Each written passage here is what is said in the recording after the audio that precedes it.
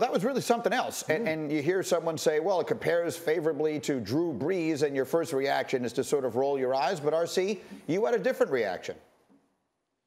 No, I think this is absolutely right. I think Dak Prescott is better than Drew Brees was at this point in his career. I think what happens is people start looking at Peyton Manning and Drew Brees in the totality of their career. The one thing is that Matt Rhule is talking about command of the offense.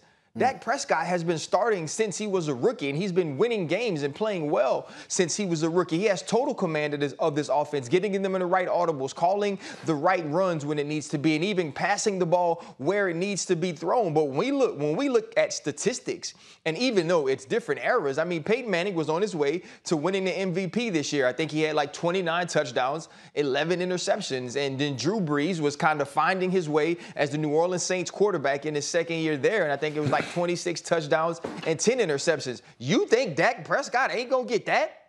You think Dak Prescott doesn't have as much command of this offense as they had then? This is a spot-on comment by Matt Rhule. And then what we also have to think about that if he plays long enough, he has an opportunity to win more Super Bowls than each of these guys did individually. Yeah, Brees won 1 and Manning won 2. Rex, we saw them on Monday Night Football. What are you seeing in Dak Prescott right now? Well, look, Dak Prescott, even 2 years ago, was playing at such a high level. I remember saying that I thought he was like the second best quarterback in the NFC at that time. So none of these things surprised me. You know, the compliments that Matt Rhule, places on him and things like that. I still think he's only got about 20 more years to go before he can put him in that Drew Brees, Peyton Manning thing because of that longevity. However, look, right now, this man is a tremendous, tremendous quarterback. And when you look at him, he does have that great command. He's able to recognize defense. He's putting his offense in a position where he's like a coach on the field, a true general out there. And let's face it, here's a guy that's always had the leadership capabilities. This young man was a 4-time captain at Mississippi State. What? 4 times? Yes, in an SEC school. So that never happens. But that tells you the kind of leader he is on the field, in the locker room. That's what you're seeing. Oh, and by the way, he's got great ability. So, you know, he deserves all the praises he gets.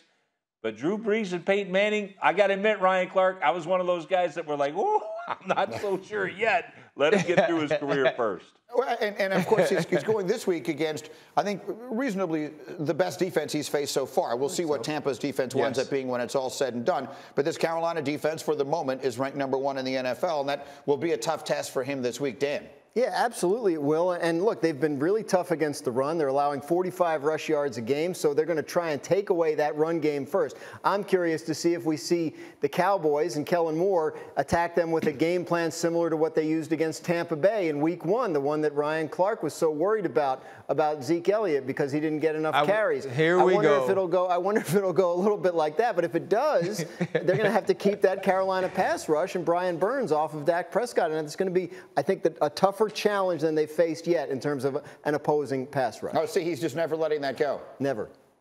It's never so letting rare it that go, I'm right man. and he's wrong. Never let it go.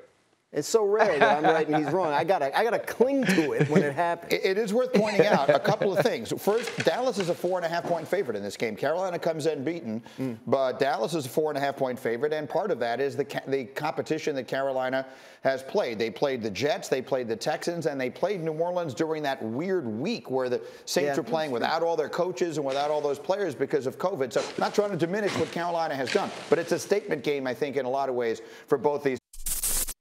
Thank you for watching ESPN on YouTube. For live streaming sports and premium content, subscribe to ESPN+.